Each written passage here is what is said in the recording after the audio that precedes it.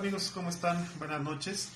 El caso que les voy a mostrar es un caso muy interesante y también es un caso muy didáctico que confiere mucha enseñanza acerca de la angioplastía coronaria. Cuando hablamos de la angioplastía coronaria es como tal todas aquellas técnicas que ayudan a mejorar o a preservar como tal, diámetro luminal y el área luminal de una arteria coronaria. Todas aquellas especialidades o especialistas que se enfocan en el tratamiento de la cardiopatía isquémica, pues creo que se deben de embeber mucho en todo esto. Cuando hablamos acerca de una técnica de angioplastía y una técnica de implante de stents coronarios, estamos hablando de todas aquellas herramientas necesarias para que un stent sea adecuadamente aposicionado y un stent obviamente se relacione con todo el beneficio que va a venir a brindar una angioplastía coronaria. Entonces, para todo esto podemos utilizar ultrasonido intravascular o bien estudios de fisiología coronaria o bien los dos en un mismo procedimiento. Es muy importante que todos aquellos especialistas que me estén realizando implantes de stent pues me lleven a cabo todo este tipo de herramientas, o si no podemos tener un resultado como el que podemos tener en este caso. Se los presento rápidamente. Se trata de un masculino de 71 años de edad, el cual hace 11 meses fue sometido a un cateterismo y a una angioplastía por enfermedad coronaria multivascular. Ingresó esta vez por infarto sin elevación del ST. Nos podemos dar cuenta de primera instancia cómo están los stents de la circunfleja, bien pues aparentemente por un tiro normal, pues nos podemos dar cuenta que no hay ningún problema probablemente en esos stents y no sean la causa del infarto. Nos podemos dar cuenta en la descendente anterior que sí tenemos un stent que probablemente esté mal posicionado o subexpandido, sobre todo en el segmento proximal de este propio stent. Sin embargo, el flujo distal de la arteria es bueno. Aquí lo que llama la atención es toda la placa posterior al stent, que es una placa que llega a ser incluso suboclusiva. ¿Okay? Vamos a agarrar otra proyección. En esta proyección podemos encontrar mejor cómo se acaba el stent y cómo empieza una placa suboclusiva. ¿Sí? Sin embargo, pues tenemos un buen flujo distal y un buen blush de esta arteria. ¿Sí? Como se dan cuenta, aquí tenemos otra proyección. Sin embargo, este no fue el problema que me llamó la atención. El problema que más me llamó la atención fue esto. También la coronaria derecha le hicieron angioplastía y se dan cuenta que colocaron un stent en el segmento proximal y segmento vertical. Pues ese stent está completamente restenosado. Tenemos una restenosis crítica, sobre todo en la porción proximal de este stent, con una estenosis casi del 100% del mismo. Obviamente esto es lo que nos está generando los síntomas. Si se dan cuenta, es una gran descendente, una gran coronaria derecha, la cual tiene flujo pausado e incluso tiene flujo competitivo si evaluamos las porciones más distales de la arteria. ¿Ok? Entonces, esto es lo que me está ocasionando probablemente, o que me ocasionó en esta ocasión, el infarto sin elevación del ST. Volvemos a ver la imagen. Se dan cuenta, un stent completamente restenosado. Pues bueno, aquí lo interesante fue que tuvimos que realizar un estudio de imagen intravascular. Siempre el fallo de los stents se tiene que determinar la causa, ¿ok?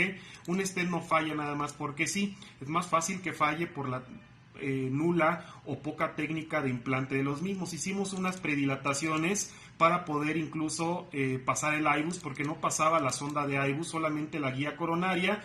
Pues bueno, ya que ganamos un poco de lumen, nos vamos directamente a las imágenes del IBUS, ¿ok? Aquí en el ultrasonido intravascular, pues sí, era lo que estábamos sospechando. Se pueden dar cuenta que en la porción distal del vaso, pues sí tenemos placa circunferencial con calcificación moderada, en algunos segmentos calcificación severa. Después, una vez que entramos al stent, en el segmento más distal del stent, nos damos cuenta de esto.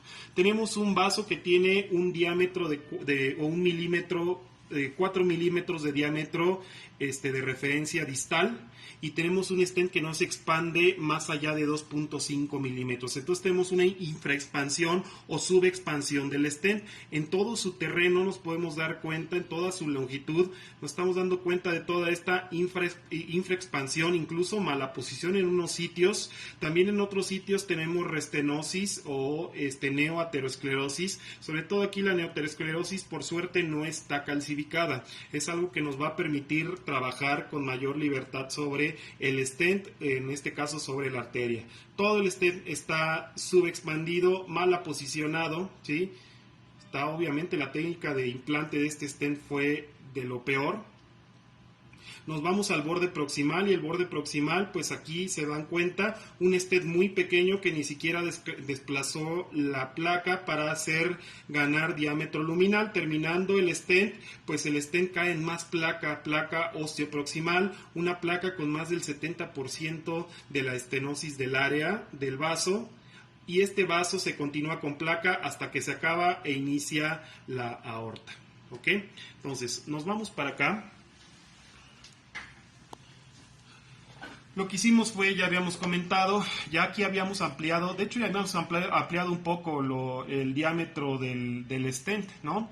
Lo que hicimos fue pues realizar más posdilataciones, todas las posdilataciones posibles con balones no complacientes para hacer ganar esto, ¿sí? Aquí ya habíamos ganado mucho terreno de la arteria. Sí, habíamos ganado mucho del stent, sin embargo vimos que había cierta porción de neoaterosclerosis, motivo por el cual pues, nos decidimos tratar tanto las placas distales pues, como tal de la arteria nativa, ¿sí? Que vimos que eran significativas por IBUS, tanto distal como en todo el segmento osteoproximal. ¿Okay? Se dan cuenta que hay estenosis osteoproximal, a pesar de que ya ganamos mucho lumen. ¿Sí? Decidimos implantar dos stents, stent in stent, ¿ok? Y estos stents, pues dirigidos todavía hacia los segmentos distales. ¿Okay? Nos fuimos con dos stents de Terumo, ¿sí? Un stent Ultimaster Tansei. Y como nos damos cuenta, el primer stent, pues sin ningún problema, tenemos muy buen resultado angiográfico de primera instancia. Nos vamos con un segundo stent, el cual nos aseguramos que quedara bien implantado en el segmento osteoproximal.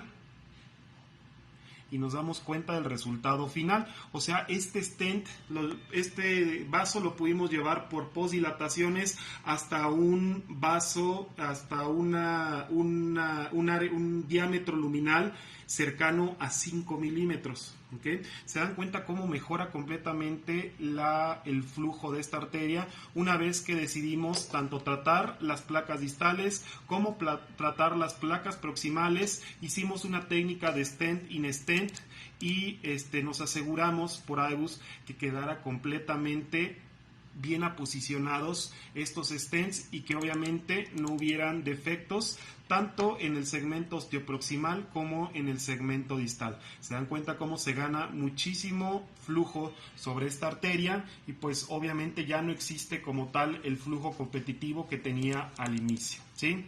Entonces, a través de estas herramientas, como se dan cuenta, el tratar un stent es mucho más complejo que tratar una arteria en sí. Se requiere más material, son procedimientos de mayor riesgo y se requieren más herramientas de imagen intravascular mínimo para poder llevar a cabo estos procedimientos. Muchos de estos casos de restenosis intrastent y de fallos de stent los podemos resolver con balones medicados. En este caso decidimos realizar stent in stent, ¿ok? Como se dan cuenta, cuando no se lleva una buena técnica, cuando se hacen o se toman estos procedimientos a la ligera, pues estos son los resultados y esta es la manera de tratarlo. Y como se dan cuenta, son procedimientos más largos, son procedimientos que conllevan mayor complejidad. Entonces, por este medio quisiera hacerle un llamado a pues todos aquellos que están involucrados en la angioplastia coronaria, que siempre utilicen, sobre todo si son pacientes multivasculares o con lesiones complejas, que siempre utilicen un método de imagen intravascular, ¿sí? Al momento de que están implantando stents. No se puede implantar stent sin un método de imagen intravascular por estos escenarios, ¿ok? Y bueno, como siempre ya saben, quedo abierto a sus dudas, quedo abierto a sus sugerencias, a sus cuestionamientos y bueno, esperemos que sigan habiendo más casos de estos muy didácticos, más casos de estos muy interesantes y los dejo con el resultado final.